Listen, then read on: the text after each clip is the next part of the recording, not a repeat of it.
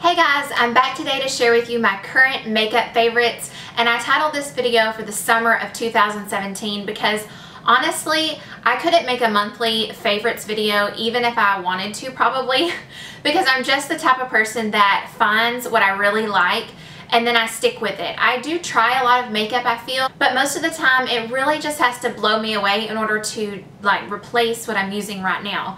So I don't find just a whole lot of new actual favorites very often, and so I thought kind of doing like a twice a year, maybe a summer and winter favorites video, because you do tend to change your makeup with the season. So I thought that would be a good way to do a favorite. So I'm just going to share with you everything that I've discovered and am loving all summer long.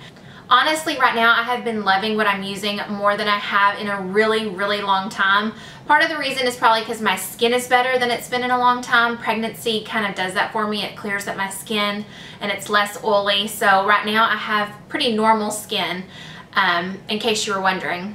And oh yeah, I wanted to also preface this video by saying that a lot of what I'm going to show you is like ultra high-end makeup. By ultra high-end, I mean like high-end makeup is makeup you can get at Sephora, but I consider ultra high-end like Chanel, Dior, Tom Ford, you know, the really expensive stuff.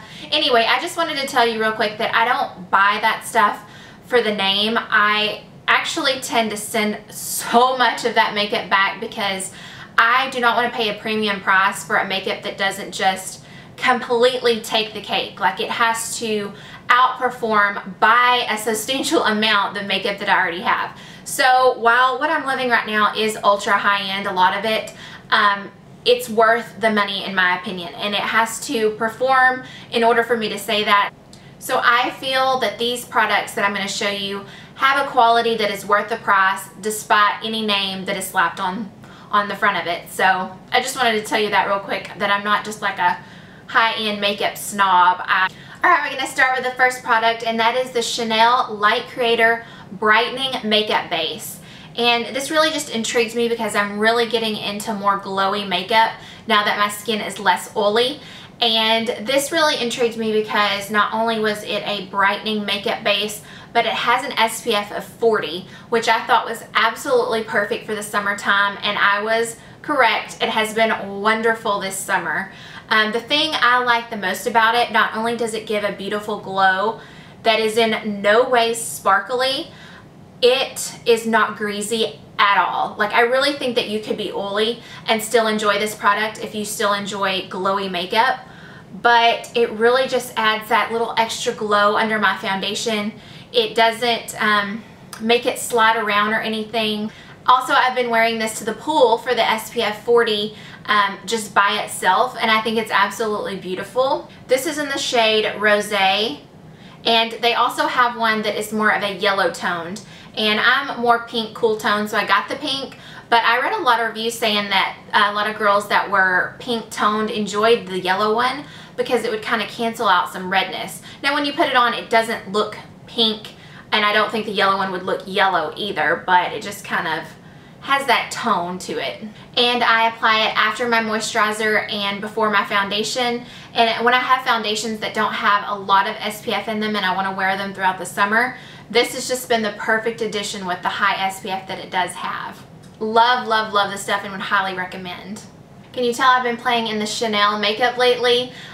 This is actually, I think, one of the first Chanel products I got, and it's the Soleil Tan de Chanel. Very popular here on YouTube, but I've never tried it before because I read a lot of reviews that said it really looked orangey, and a lot of the skin tones it looked good on YouTube were not my skin tone. I am extremely fair and things turn orange on me very quickly, but this is absolutely gorgeous. I love it. I don't think it looks orangey at all. I think it gives a beautiful bronze glow. I've just been using it non-stop this summer. How I apply this is another one of my favorites I discovered, and that is the Blush Beauty Blender.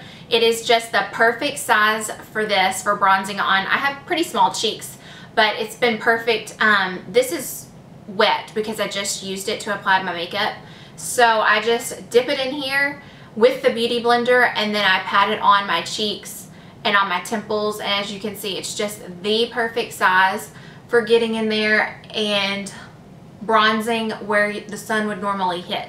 And that has been the sole purpose for this blush beauty blender, is for my Soleil Tan de Chanel. It has worked perfectly. Now the next product is the Laura Mercier Translucent Loose Setting Powder, and I really cannot remember when I got this exactly, so I don't know if it's like a real new to me this summer. But what I'm really loving is the new way that I'm applying this powder for the summer, and that is also with a dampened beauty blender. Now on this end, oh, I got fuzz. Now on this end I do my foundation, and like one side of the pointed end I do my under eye concealer, and then the other side I use for the powder. So I just get a little bit in here or in the lid, and then I dip the dampened beauty blender in here, and I just, you know, press it into the skin, and it doesn't look powdery or cakey at all. It doesn't clump up because this is not really wet enough. I mean, I wet it and I squeeze it out with a towel, and then it's had a few minutes that I've actually been using it with my foundation and under eye concealer, that it's not super wet. It's just a little bit damp, and it's the perfect dampness to just take away that powderiness as you're applying it. It doesn't look so super matte. It still mattifies because it is a loose powder, but it just looks absolutely gorgeous. I think I learned that tip from Jaclyn Hill, if I can remember correctly, but since I learned this trick, I haven't been doing powder any other way. It is absolutely perfect for a natural finish. Now I'm really picky with my blushes, and there's not a whole lot out there that impress me with their blendability. Like, I like it to be super blendable and easy and just have an airbrush type finish. And I found a new favorite that is once again Chanel, but this is the powder blush in number 68 Rose Ecrin, and it is the perfect color for my fair skin. It's the perfect color for year round. I have loved it all summer long, but it's still just a good neutral for the winter time as well. But I love it so much. The only thing I don't like is the smell. I've gotten used to it though, because I love the color and the blendability and finish so much.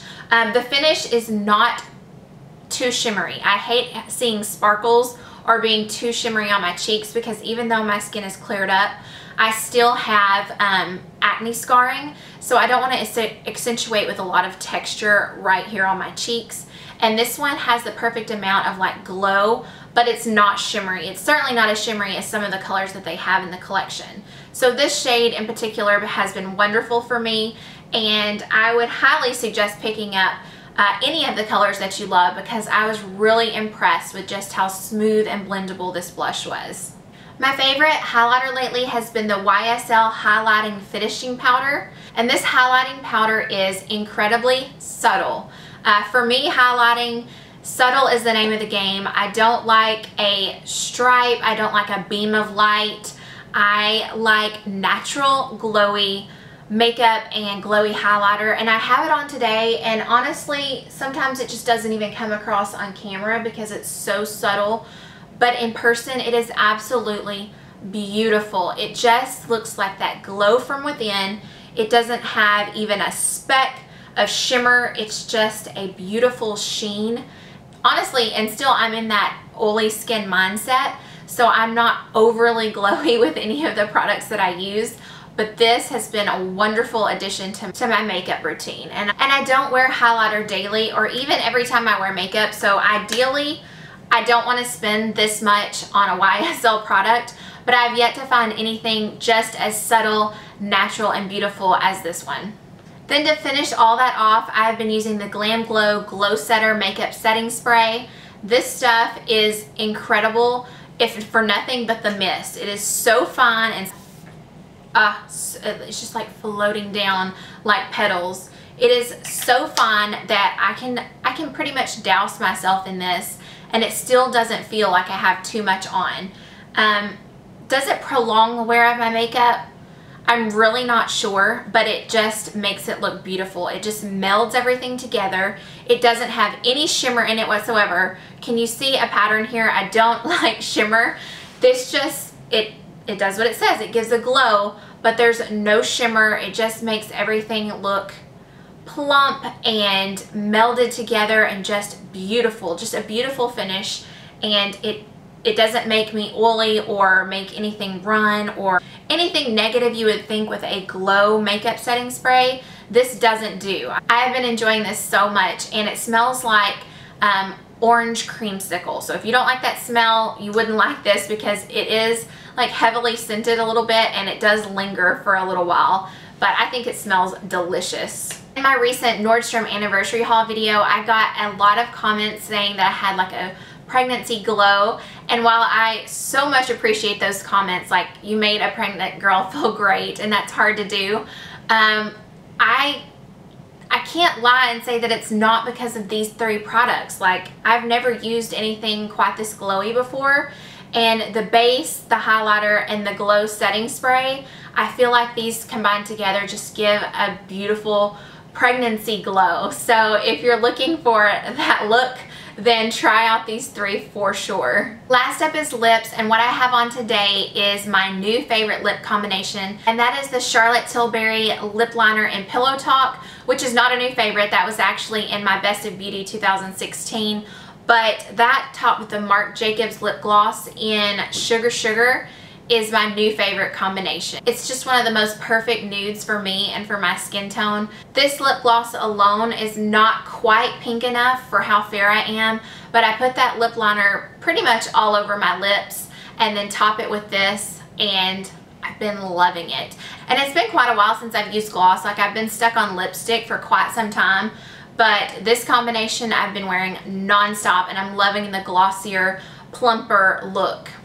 This MAC lipstick has also been on repeat, and that is the lipstick in Peach Blossom. It's a cream sheen formula, and it also is just a really good Your Lips But Better color, and it pairs perfectly with Pillow Talk as well. Like, I wear Pillow Talk almost every time I wear anything on my lips.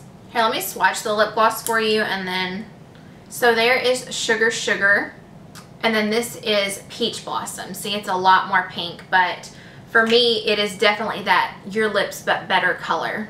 And these are certainly my 2 standout favorites for the summer.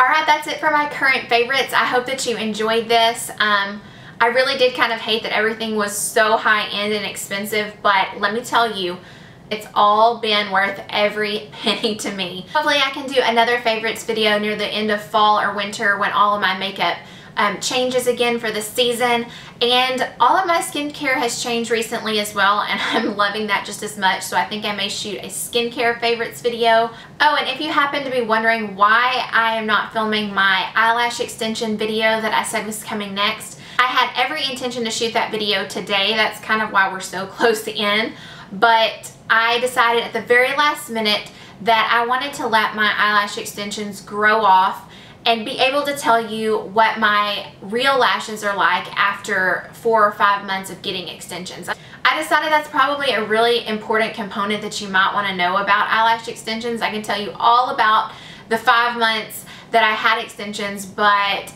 if they damage my natural lashes, that is a big factor on whether they were worth it or not. So that video will just have to come a little bit later once they all grow off and I can see the integrity of my natural lashes.